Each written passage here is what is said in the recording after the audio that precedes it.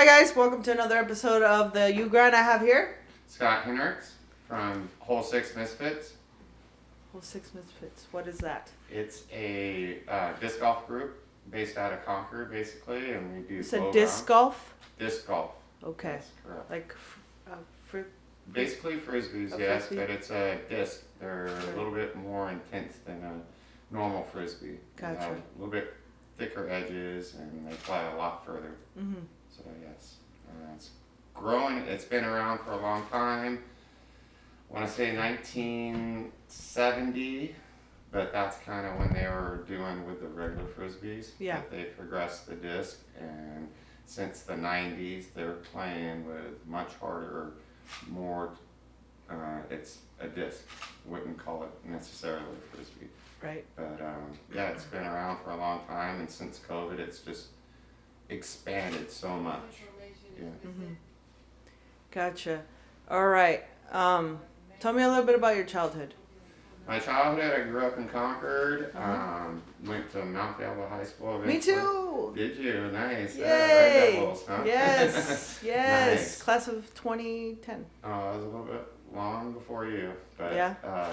Yeah, 87. So a while back. But grew up in Concord. Was always outdoors. Always about outdoors. Moved out of the area for a year or two, came back, ended up a year later after that moving to Tahoe and lived in Tahoe for like 15 years. And yeah, I did everything there outdoors, especially snowboarding, boating, biking, rock climbing. Yeah. So I'm just kind of that outdoor nature. And then somebody had mentioned, let's play froth. And that's what they called disc golf in the beginning, with frisbees, and we're picking out targets and pars to throw them at. And then in, I think, 97 or so, they showed me a course down in South Shore, and we went and bought the actual disc and started playing for real. And that's where I learned how to really play the sport. And we'd be there every weekend, it seemed like. Yeah. Yeah.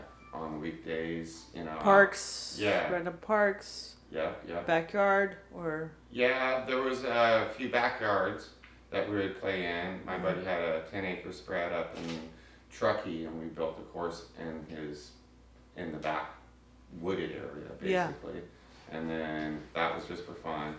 And then the main one was Bijou Park in South Shore, and they had a actual 27-hole course. Nice. And yeah, and it was right across the street from the Sierra Nevada College. Is there like actual professional teams that compete and stuff? Oh yeah, there's been the World Champions just took place this last weekend.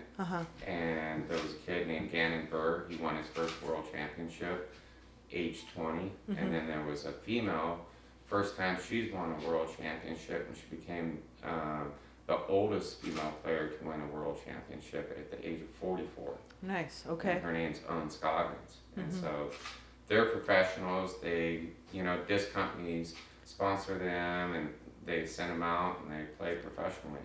Okay. Yeah. What makes disc different than any other sport? Anyone can play. I mean, yeah, it's from all skill levels, all age levels. I mean, I met a gentleman out in Brentwood that was 95, and he was out there still playing. Yeah. And the youngest I've seen is probably around 4 or 5. Oh, wow. So, yeah, and they're all skill levels in between. Nice. So it's kind of a family sport. It can be a solo sport, or it can be, like you say, a team sport.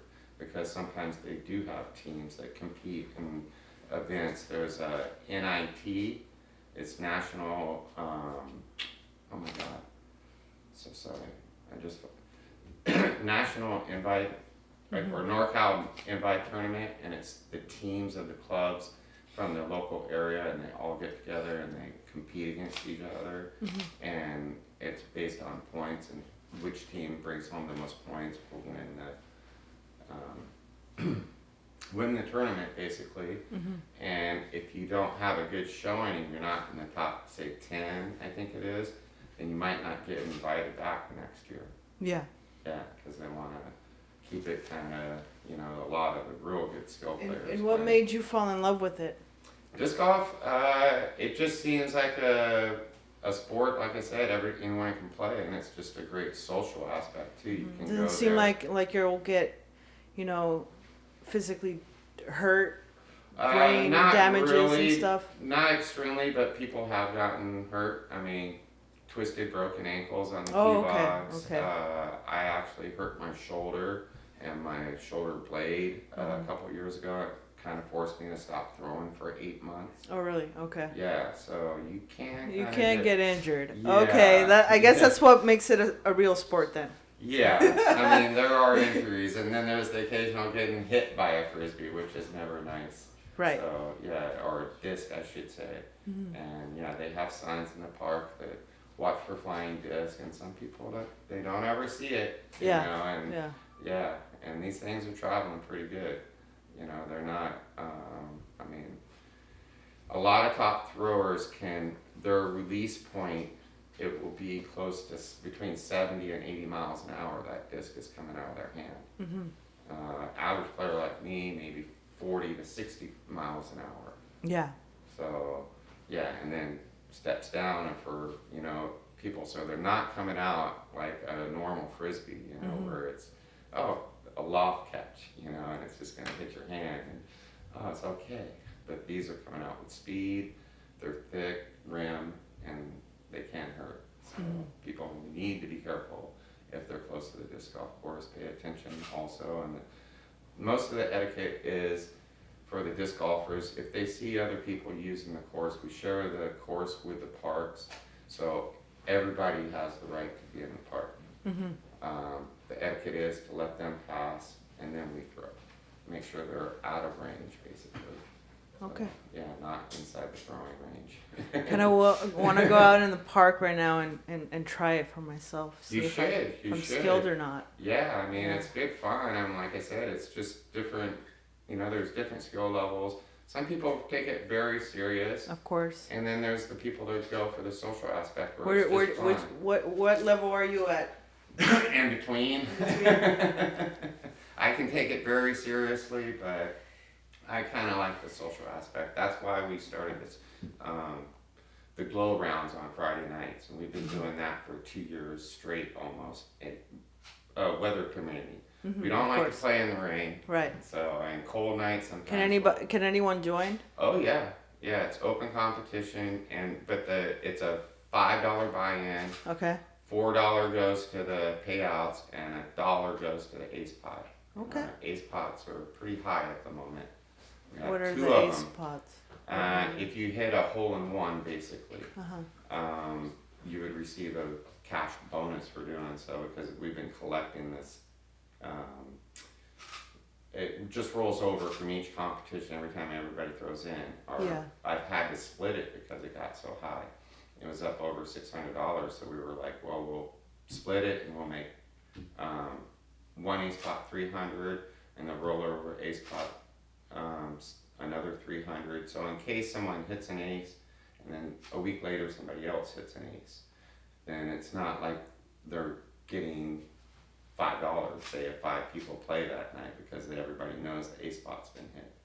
So it's happened to myself actually, where I hit an ace, and it was 2 weeks after we had a pretty sizable ace pot get hit, and I ended up getting like $7. So it's like, let's reward the next person also, because we've accumulated so much in these ace pots that, why not split it up and share it, kind of deal. We agreed upon it as a group too, that it's the best thing to do. So no one's really, like when we come out there, a lot of people know it's for fun, and they're there to have a good time, and they're not there to try to win and win money. Yeah. Yeah. So, and you brought up a sore subject, money. Yeah, exactly. Yeah. So, it's a very sore subject.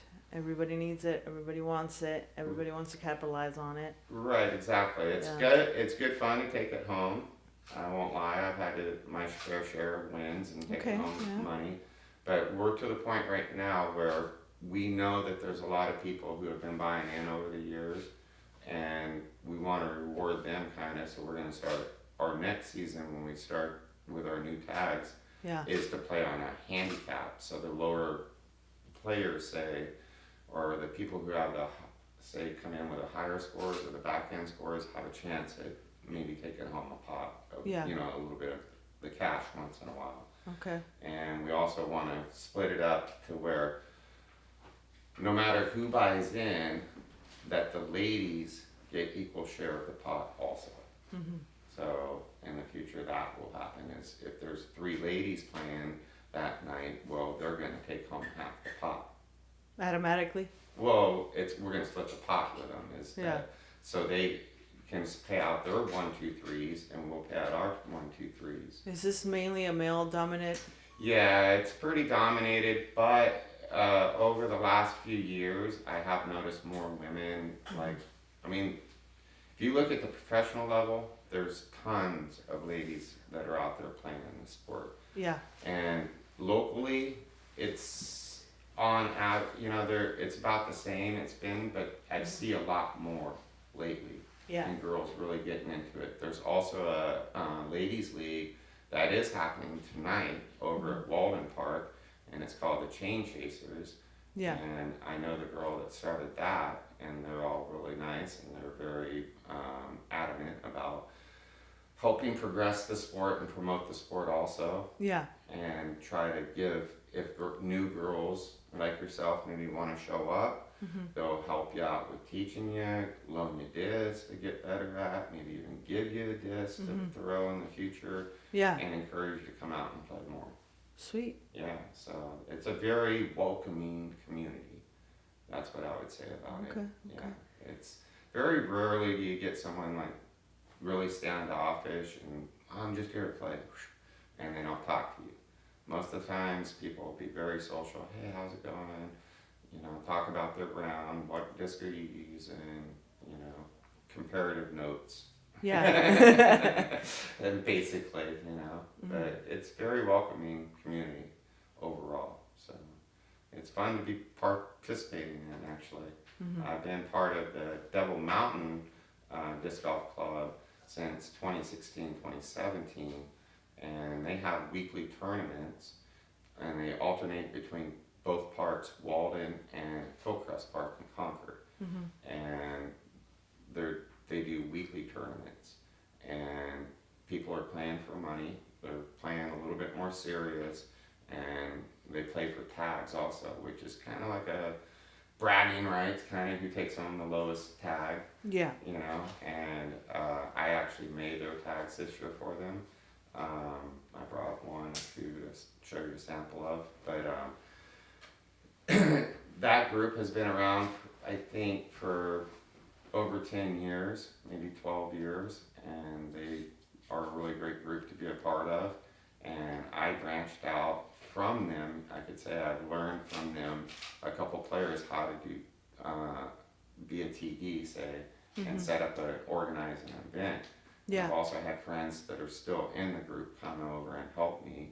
Yeah. And even a couple of their board members come over and help me and show me some of the, or teach me some of the ways to TD better. Say. And they're very There are helpful. techniques. What's that? There are techniques. To TD, and yeah, you have to know the rules for one, but then just kind of the keeping the event organized and also flowing is Okay. the key, so that everybody has a good time. If you don't have a good flow to your layout or to the event, people are going to get confused. There's going to be problems. There's going to be breakdowns, and people are going to be, you know, upset. What are we doing here? Yeah. You know, kind of deal. Yeah. Yeah, and I've had those problems. Yeah.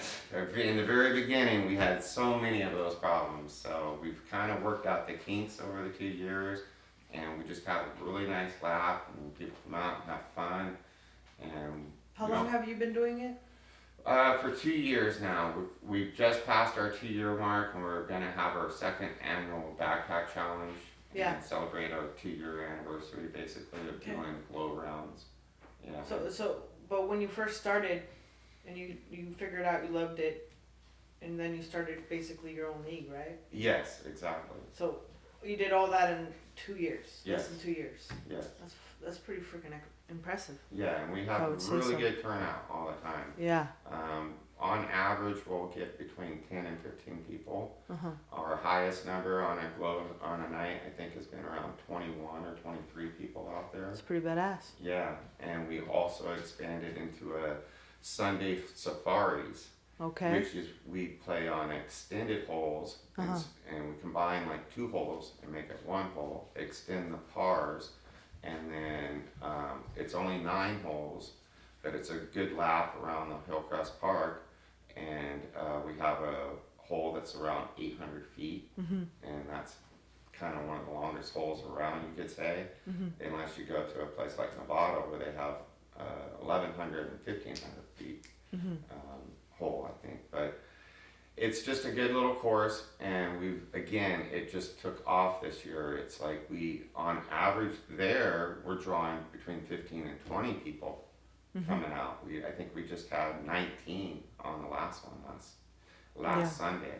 Yeah, so, and we have girls coming out. We have a girl named Amelia Seychow, and she's 11 years old, maybe 12 years old, and she plays on the amateur, and she's been traveling this year to go around and become a professional, basically. And she played last weekend and everything, and she had a great time with it. So it's all age levels. Yeah. You know, Yeah. that's the beautiful thing about it, you know, and anybody can play and just come out and have fun. So tell me something that people don't really know about you that you're willing to share. Oh, I'm not sure. I'm pretty open with everybody all the time. That's what they all say. Yeah, exactly. That's what they all say. Let's see. I was a coach long ago when I was Tahoe. I love to be outdoors. I think we've already A covered coach, that. you were a coach at what kind of coach? Snowboard team coach. Snowboard. I progressed a group of kids from weekend group, say, into a full-blown snowboard team where we had full So snow. leadership is a big thing for you. Yes. What? Where did that start? Probably in high school or even sooner in grade school. You know, maybe. When I've you always were a been- kid, what did you want to be? First off, probably an astronaut, and then a pirate, maybe. No. Yeah. And then probably a baseball player, shortstop. You know, Yeah. but yeah, and I think that kind of helped me too to really. Let's say make the transfer over to throwing disc, because there's a sidearm throw that we do, and it's basically the same throw That's a that I used to. baseball? Yeah, I used to throw against my garage, playing like I'm doing a shortstop, skipping it off the garage and catching it, or playing hops and trying to, you know. So when I was a kid, I played a lot of that, you know, against the garage door and everything. But yeah, so I guess. Leadership was always kind of just wanting to be out in front, kind of always being out there. I mean, not many people have it. Yeah. I'm sure a lot of people envy that quality, but not everybody can do it. Right. It's a lot tougher than people make it seem. Yeah. It's not just doing, you know, it's not just winning. It's not just, you know, having the proper technique. It's a lot of therapy. It's a lot of figuring out how to keep yourself motivated and the team motivated. Right. And Exactly. teaching them that it's not about them, it's about us, and that's even complicated. Right.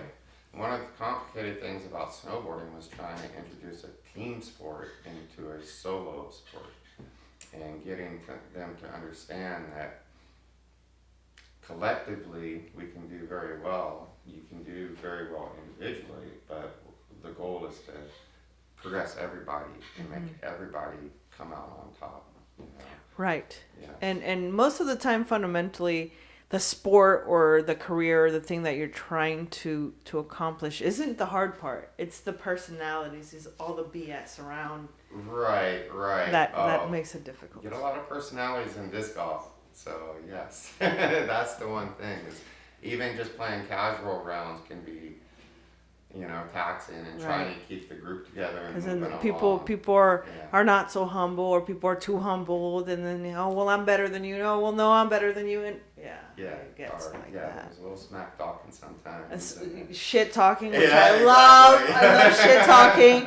Can't handle it. Oh my Definitely goodness. can dish it, but can't handle it. Right. Yeah. And then there's the competitive side where you're always trying to beat. And again, it's like the tags. That's a thing about machismo. I got the low tag. I beat you today, but then there's tomorrow. I might beat you tomorrow.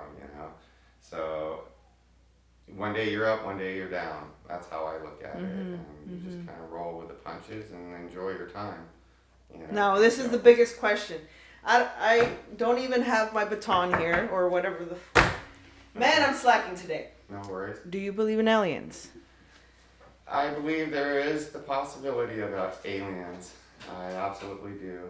I mean, when I was a kid, we kind of thought we saw an alien or something twice.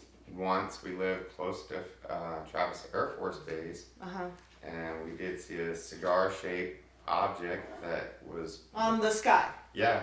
Cigar. Slowly moving, and it wasn't a blimp. Mm-hmm. We knew what blimps looked like at that time.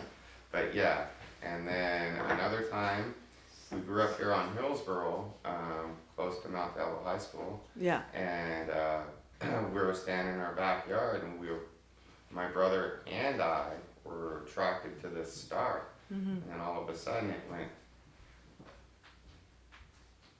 like a check mark. Oh shoot. It wasn't a shooting star, because I've seen those multiple times. No, it was solid. It was stationary, moved to the diagonal. And you heard it here first. And it wasn't by me, because I feel like if I tell people that I see a ghost, they won't believe me, but it's coming from you. Right. So it's more legit. I have no idea, but I know what. Not once, twice. Yes. So. And you were sober. You weren't like on drugs, whatever. No, we were. I think at the time I was probably 10, and my brother was 12 at the time. So, yeah. Yeah. And the time in Fairfield, I probably had to be in whatever third grade age is, and so that's twice in probably 4 or 5 years we saw those things. So. Does that change the way you look at life in any way, shape, or form? No. Like I said, wanted to be an astronaut when I grew up because we were born in Florida. So we were my dad, he worked for Lockheed at one point. So what's Lockheed? Lockheed Air, the manufacturer for a lot of the space shuttle technology and airplanes. And so he was really into the whole airplanes and... That's why you wanted to be an astronaut. Somewhat, yeah, it was always around. And we were close to Cape Canaveral, you could say. So it's all that was going on at that time. But yeah, it's just you listen to the astronauts and they'll talk about the expansive galaxy as we know, and there's got to be a chance. Yeah. There's too many scenarios you can run that even if it's a microorganism, there's still a possibility of life out there in the universe. So why couldn't there be a possibility of another, say, sophisticated race or something that can go through time somehow, or they know the secret of space travel, say. And and then things that are leading up, how the climate is, maybe it's not too far-fetched that they might be appearing soon, Yeah. So, I mean, those orbs that just recently happened, I'm not sure what to make of those. Right. And they were very well videotaped. So are they gas emissions, some type of... I think they were here even before we got here. The aliens? Yeah, I mean, biblical, there's encounters with lights and seraphims and... Yeah, so, and then there's tales of the Anunnaki, and so I'm not, not really, like I said, it's not out of the possibilities of reality, I think.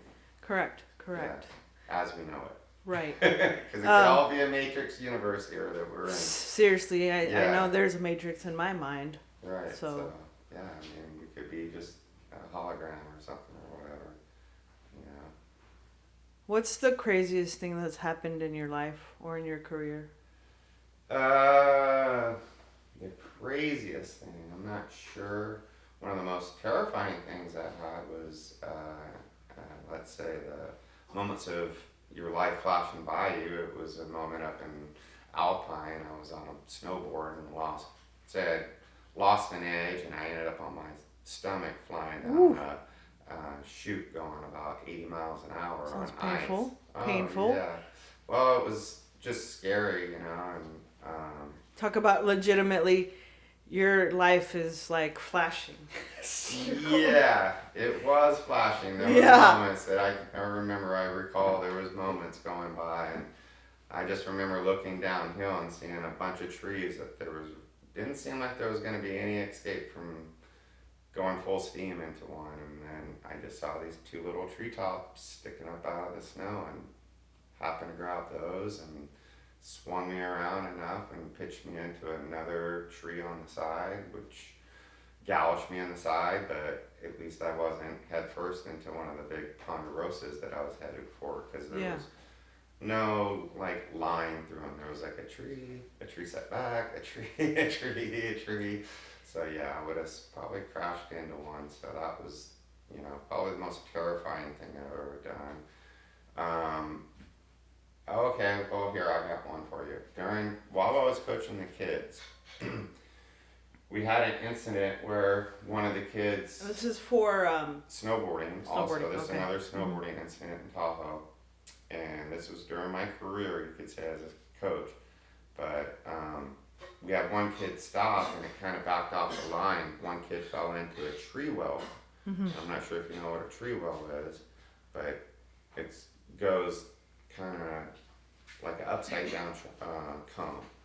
Mm-hmm. And if you get trapped in there, it could go down like 8 feet, and it's under a tree, and then all the snow from the top of the tree can fall down and find you and bury you in there. Yeah. And won't find you until spring, basically. So he fell into one of those. Thankfully, it wasn't deep. 2 other kids stopped, pulled him out. Yeah. While they pulled him out, they kicked his board, and it went down the hill. So he walked down to go get his board, and they all came down to where I was at. And I was like, well, where's Matthew? And they're like, oh, he went to he walked down to get his board. And I was like, and they pointed in the direction. I was like, that's not a good spot, because there was a creek that runs through there, but it gets covered by snow. Mm.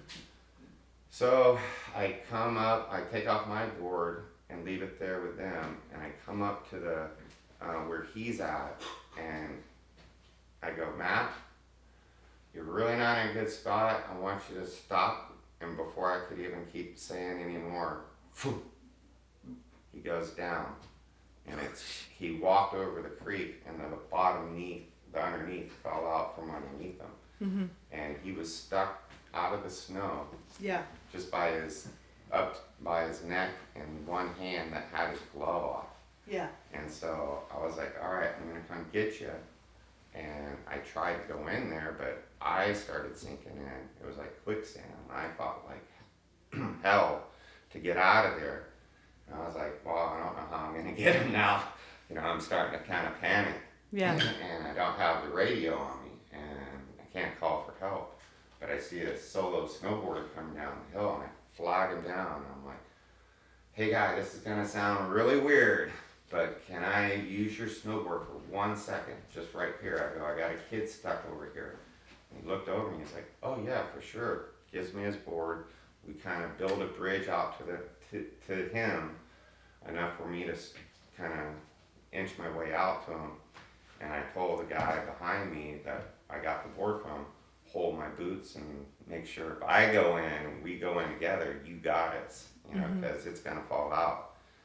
And so I get over to him, thank God it didn't fall out. I pull him up out of the hole, and then we both looked down in the hole, and he had kicked his foot in on his way down, and that's what he was like basically standing on.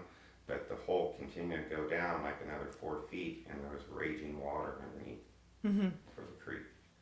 So yeah, he could have been trapped underneath the snowbank and not known where he was at. So yeah, I think that's where the gray hairs really set in. Just that one experience, yeah, kind of. So does that make you a hero? Because you basically saved his life. I never looked at it that way, but yeah, I was just like, just thank God he was safe. Yeah. And everything worked out, but yeah, he thanked me that way and everything, but I just thought it was, I knew him since he was 5, and I think he was 7 or 8 at that point, so he was like my number 1 pupil. I was like, he's not, I'm just pulling him out and doing what anybody hopefully would do for me. Right. We'd hope. Yeah, exactly. Yeah. That's the fun thing. Yeah, so, but yeah, that was probably one of the most, say terrifying, or I don't know how to put it exactly, but yeah, that was one of the 2 things that really happened in my career up there. Down here, it's been kind of mellow. Yeah. I think, yeah. Let's keep it that way. Yeah, I think that's why I like the disc golf scene a little bit more right now. Yeah, it's only a few chances of putting your life in risk. As you know, when you're young, you love all the risk, but then as you get older, you kind of just seek after peace. Yeah, you don't want all that extra noise and all that nonsense. Yeah, because absolutely. it's not fun. Right. You know. Yeah, always looking for peace. Right. Yeah. Exactly. As much as possible. Yeah. I think that's why I enjoy these disc golf courses, because most of them are set in the wilderness, and it's more like a hike through the woods, and then you got a game to play along the way. Right. Drawback is losing your disc. Like Napa has a very brutal course where you can throw across the ridge, think you've made it close to the pin, and next thing you know, your disc is standing up and rolling down the hill 700 feet. And yeah, now you're going for a big wall. I think I can compare is it disco ball? Disc golf. Disc golf. Yeah. Compare disc golf to flying drones. I got into flying drones recently. Not myself, but my crew and we like to fly drones, and we almost lost it recently. Yeah. And it was fun. So you have to know your wind angle sometimes. Huh? Have to know the wind angle sometimes. Yes, the wind is not your friend. Yes. The wind is evil. I hate the wind. I hate the wind. I hate trees. Okay, those 2 things, put those together and is bound to be disaster. Yeah. Disc golfers do not like trees.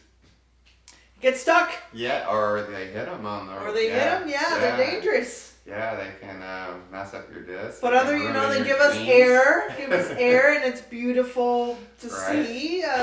It's also very harmful. We have a tree that's over at Hillcrest, and we say that it has these 2 hanging branches, and I'm like, those are the dream killer branches.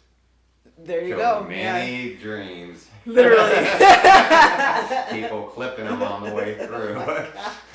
Just going in the different direction, going. Right. Yeah, not flying where they want to be.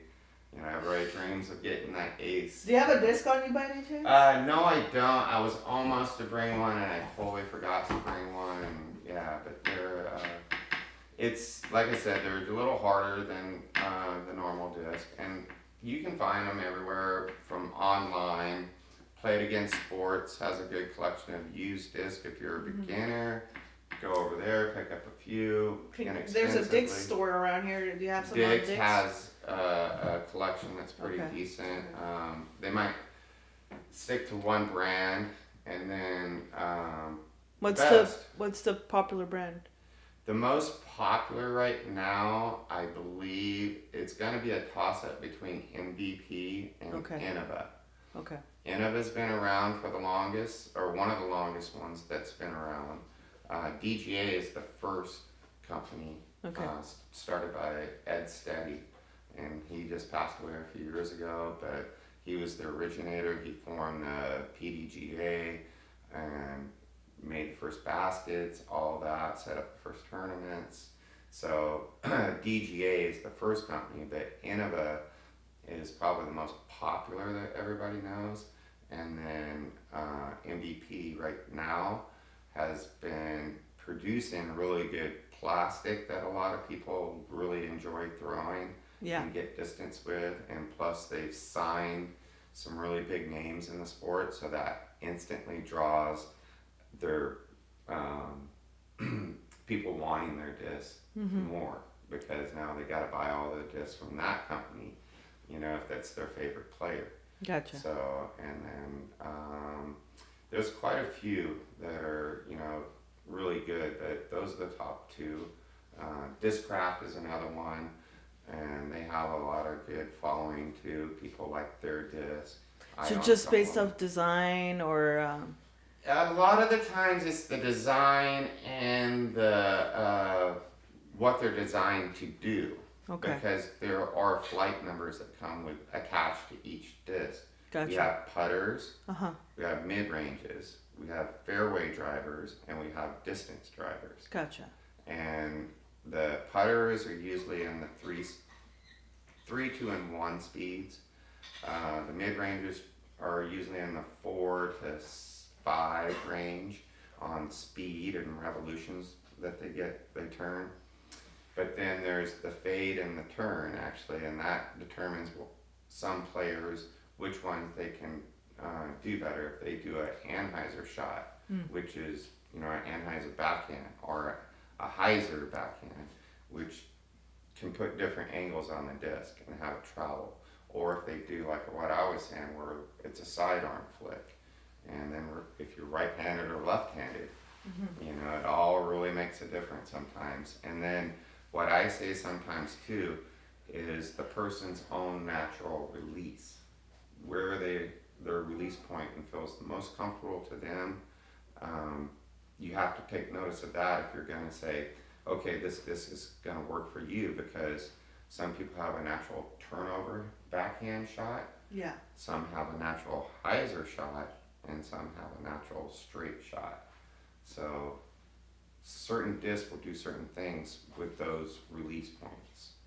And so if you give a person that wants to turn it over every time a disc that's going to hyzer, they're not going to have success with it. Right. Yeah. Makes sense. So, It's like choosing your wand. right, exactly. Yeah. Somebody once said that because I recognize that when I give a disc to somebody, it's like I'm choosing their, I forget who she compared me to, but the person in Harry Potter that chooses the wands for everybody. This wand will be yours. Right. Yeah. That's a cool. So she compared it to that. Yeah. And, I can see that. It's pretty cool. So what's next? What where are you hoping to end up? Your career or? Yeah, that's interesting. I'm just trying to progress this sport, get more people out there. Okay. We did try to set up a, let's say, a ladies league last year and blow rounds, but that really didn't take off. So hopefully in the next year or two we can get the ladies out there where they're just on their own event. They can run through our course. They get their own payouts, do all their own collections, have their own tags, everything else, kind of deal. They can participate in the general, but just to have a, to progress the sport into getting more players out. That's where I really want to see it. My tags, everybody loves. They glow in the dark and they're very unique, and they're all different colors and different glitter, say, in them. So they're all very unique to one another. There's some that are in the same sets, but for the most part, they're all different. But those have been so in demand. I keep getting asked for, do you have more tags? Do you have more tags? I originally was going to stop around 25, and I ended up making 40. And then once I got to 40, there was still 10 more people. Do you have tags? So I made up to 50. And since I made 50, I still have another 10 people asking me if I got tags. And it's like, do I go to 60 or do I need to do the new season? And I think we're just going to do the new season, get the new set of tags, and probably go to 60, since eventually it seems like I can get that many players out on a day on it might not be all at once, Right. but over time there will be players coming and going. And what's your highest success? Like word of mouth? Yeah, we use Facebook. Facebook, okay. Whole Six Misfits. You have to spell out the 6, but I post in different groups. Yeah.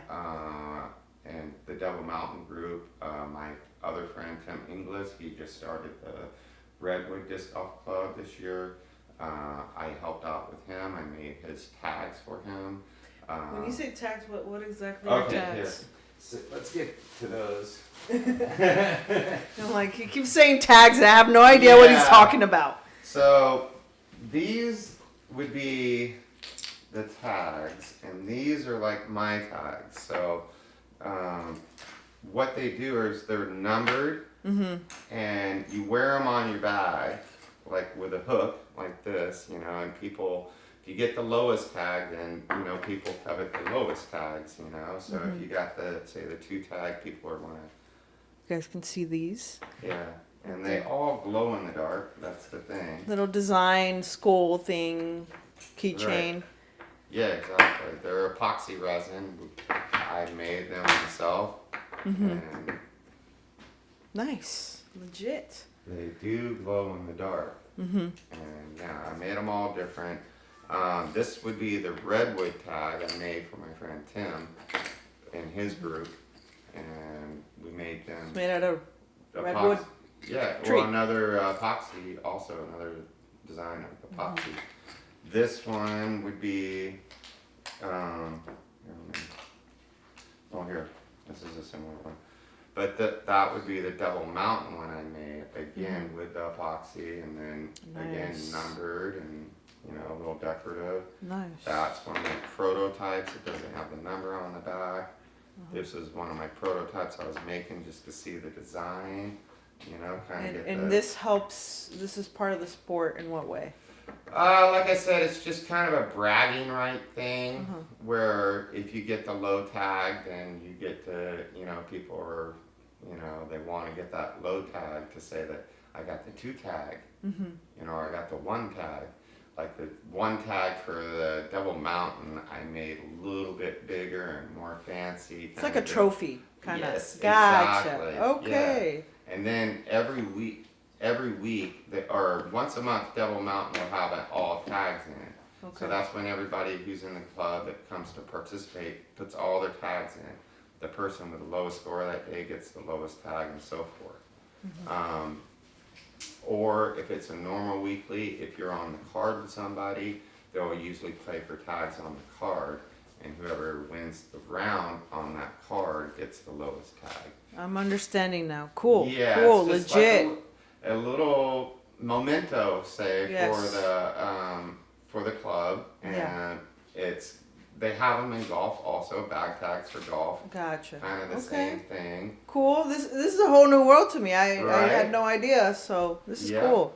And we, And I'm gonna assume they get even smaller and bigger and stuff like that. Yeah, they come in various sizes. I could have almost brought my whole collection of them, where there's some of them are metal, Different some materials and stuff. of them, different wood.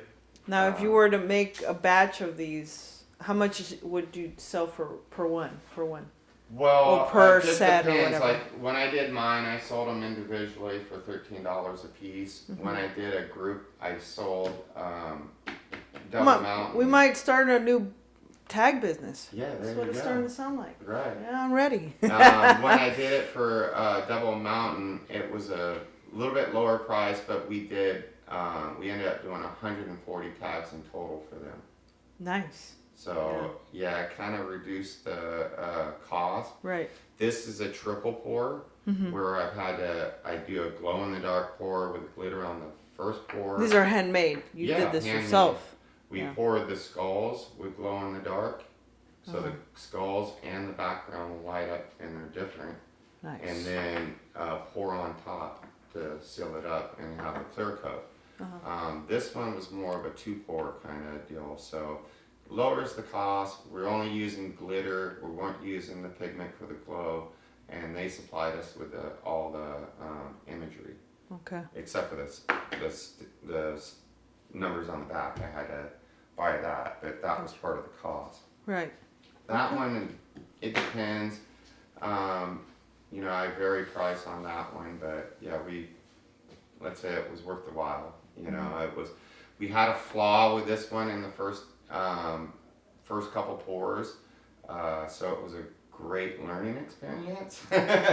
But once I got my system down, I was able to do one big mass pour, and I ended up doing like 2 sets of like 40 tags. Is there like one that you love of this whole The collection? ones that I love might be kind of my first original prototypes, and these were the ones that I wanted to kind of do for my club originally. And they're, Is this guy? yeah, it's that one. OG. Yeah, that's the original one. And I ended up making some of the core members of my group. You make this yourself, like you yeah. use a machine or what? No, we pour epoxy. Okay, cool. Yeah, cool. we have molds, and then we pour the epoxy into it, and that's a bead sunk in there. I found a bunch of beads, but I wasn't able to find enough beads as I would need to. Can you make me one? Obviously. Oh, like, sure. Yeah. Like it'll be a fox, because the logo of this is a fox. Oh, okay. So. All right. I'll look and see if I can get a fox mold actually, Yeah. or a sticker that I can. Oh, yeah, for sure. These are basically stickers in here. We'll talk about the details later. But that's one of the ones I'm most fond of Gotcha. because these were the first ones. Anytime I do something first, I'm more fond of it. Makes sense. Yeah, but Makes the sense. ones like the back end ones, there's another one that we have is number 13. It's one of my favorite numbers. We do 13. Friday the 13th. We do, yeah, it's Friday 13 hole challenge. Nice. Every Friday night at Yeah. Hillcrest. So we do a 13 hole challenge. We shorten the course. We originally were doing like 9 and 18 holes. 9s are too short.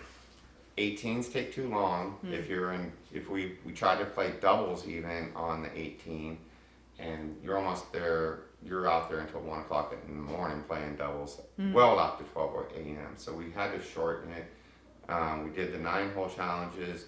They didn't seem like they were long enough, so we set a number in between 13. A lot of us like the number 13, Friday the 13th, Friday 13 hole challenge. It just kind of kept going. The price of the tags were 13, so it's one of my favorite numbers. So we've been using it. Gotcha. Yeah. Okay. But the tags are just, like I said, it's just something that's bragging rights. People really enjoy these ones because they glow in the dark. Yeah. And yeah, once they saw these ones, a couple of the Devil Mountain board members, they saw I showed them our tags, and then they were instantly, can you make our tags for next year? Yeah. There was another group, I think up in, I want to say Sonoma or Sonora, and they contacted me about making their tags, but it was a little too pricey for him because he wasn't sure how many people he would even be able to sell to. Right. His core group was more around 10 to 12, and I was like giving him a price for 50 tags. Right. You know? I mean, merchandise is where the money's at, whether it's tags, exactly. shirts, hats. Right. You The wanna show hats. Yes. The hats. This was the first one I made, and that was a design I kind of created for the ladies. Beautiful. And I found Sick. color hat. It was This is just badass right here. Yeah. yeah. And then these are all designs I create with AI. Oh, perfect. I love AI. I Yeah. love AI. Okay, I create. And that's another stuff one with AI. I created for the ladies, and then this is another one that I've done. And as you can see, that I put the same kind of these are little roses in the eyes of the skulls on the tags, and so some of my imageries have skulls and roses. Beautiful, beautiful. One of the best sellers that I've actually had for these things, and I can't. Do you have a website where people could buy this? Or? Mostly they have to contact me through Facebook. There you have it, guys. Yep. Hole 6 Misfits. You gotta email. You gotta make the calls and. And the beer koozies or the can koozies are the things that everybody Loves. Now I had a drink and I dropped it, so I'm not the biggest fan of koozies. Well, I was gonna gift you that one. Damn. I mean, I'm the biggest fan of koozies. There we go. I was gonna gift you that one. Thank you. Having us on today. Thank you. Yeah, You're the best. So I mean, you're gonna have to get the bigger can size. There you go. So now you got a memento from us. But as you can tell, the shirt I'm wearing also, but we can go through some of these real quick if you like. So, thank you for bringing your collection and showing. Yeah. It makes everything more exciting. This is one of my newer designs that I've been using lately, and I also put it on the sleeve, the whole 6 Misfits out on the sleeve, so they, it's just not one or two designs. Yep. Like I said, I kind of got the one imagery with the skull and roses. That's kind of our little thing. Yeah. Story night one, because we do also play twilight rounds where we play halves in the sunset and half glow rounds, and those are really popular also because we do the full 18 on those ones. That's another of that, another of those. And then I have a couple of another design on the Starry Night. The V-neck style? Yeah. A couple of the girls have asked me for the V-neck, so kind of made them especially for them. Yeah, so we're trying to next do like jerseys because everybody likes to have dry fit they're stuff. a little more expensive though. Yeah, both exactly. to make and to sell. Right, exactly. So we're just kind of taking our time, doing one step at a time. I'm really happy with the way the hats have come out. Yeah. This was my first one. This was the second one, and they look really clean. I've sent out pictures to people on the group, and they're like, "I want one." I love this one. This one's legit. Yeah. Yeah. That's a really good design. Someone told me they didn't think that was going to be a good one, and then whenever it came out and I started People putting loved on it. the shirts, Yep. people were instantly loving it. Yeah, they were like, "That is so cool." That means don't listen to the first opinion. Yeah, exactly. All the time. Keep trucking. Exactly. Keep going. doing. You never know. Yeah, believe in yourself, I guess. But yeah, they're fun. I mean, I hope to do more. I mean, if we can progress this into something where we become a group like Devil Mountain and been around for 10, 15 years, that would be very impressive because I keep telling my people that the regulars that show up, tell them so much that I love them for doing it, for one, but that it wouldn't really be possible unless they actually showed up. Right. Because I can put out the lights, I can advertise, I can post the event on app called UDisc, which most golfers or disc golfers use. I can post all those things, but without people coming and participating, it really wouldn't be, anything at all. Right. Basically. Right. So the regulars, I have to give them a big shout out. They're awesome. Great Love group you. of- Yes. Love you by far. They're loyal and they've been out there, some of them have been trucking out there for 2 years easily. And some of them, they help with the setup, they all help with the breakdown. Yeah. So it makes it for a much funner night, and those little tags that you were saying with the original ones, like I said, I've made a few of those with different colors, and it's the core members, like the people who are my assistant administrators, say, that help run the group. I'd make them, or they've been there the longest, they have one of those tags, and it's like a keepsake that's not tradable, it's just they keep it. Yeah. It was the original core group, basically that got one. So I'm hoping to make more little things like that. Right. We do fun events too. I mean, sometimes we do a CTP match before where we're throwing to a certain basket, and whoever gets the closest wins a disc. And there's many times that the people, they might not be in first place, second place, and they might not have ever placed in that, but they've won disc and they've won gear. I've given away t-shirts, I'm giving away discs. I got a hat that I'm giving away soon. So yeah, we'll kind of have, try to make it fun for everyone that comes out. Yeah. Basically, and give out little prizes here and there once in a while. I was really good about the giving out the discs almost every week last year, but I've slowed down on that. Mm-hmm. But I need to get back to that tradition because it's fun to give back to the community that helps Right. you. That's what I say. Right. If they're coming out and they're showing support every week, it's the least I can do is try to give them something back in return for their efforts. Right. Yeah, Mm-hmm. and that's what I like to do. I kind of like to share the good times with everybody. So As much as we can. yeah, exactly, and that's what I think the group is all about, just sharing a good time. Because Yeah. it's Friday nights. We're out there. It still gives you time to kind of go out afterwards if that's your thing, and yeah, we're not out there all night, and it's just a quick, good casual round, and yeah, having fun with people you don't normally see all week, and a little competitive, but the tags are the more competitive. Right, right. We These have, are.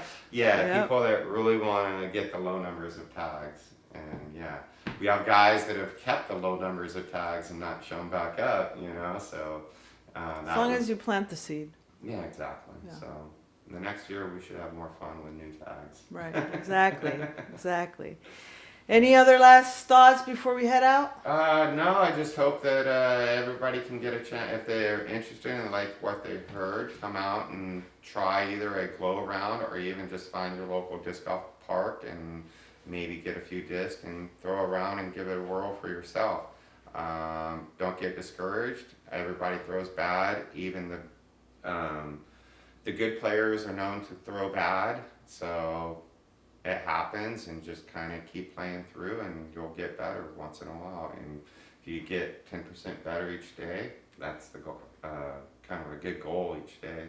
Right? Right. You can't get worse if you keep trying. Yeah, right. So. Where can they find you at? On Facebook at Whole 6 Misfits, and you have to spell out the 6, S-I-X. I can't enter in numerals on Facebook, but we're there. We post. There are other groups that we post in. I do want to give a shout out to the Creekside Disc Golf Club. They are having a Red Rum doubles tournament coming up. I believe it's October 18th. Registration has started opening for that. Redwood Disc Golf has an event coming up shortly, and it's going to be also at Hillcrest Park next month. Look those up on Facebook, and then because we do collaborations with them also, and we're going to do a glow round. I've already done one at Creekside, but we're going to do an official collaboration with them coming up soon. So we're going to be out there. I kind of do Sunday safaris with Tim English. He's the founder of the Redwood. He TDs for me a couple times. We go and participate in his events. So just look us up, or good group of guys just having fun.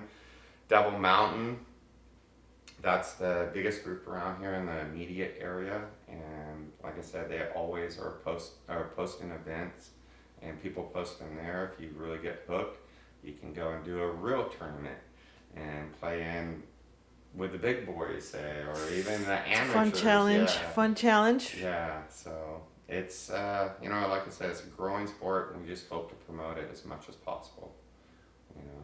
I'm glad I was a part of that. Yeah, thank you. Thank you for watching. Subscribe. Go support. See you guys next time. Have a good day. That was fun. Thank you. Yeah, I wasn't sure. Thank you. But yeah, I can ramble, huh? You're making me fall in love with this thing.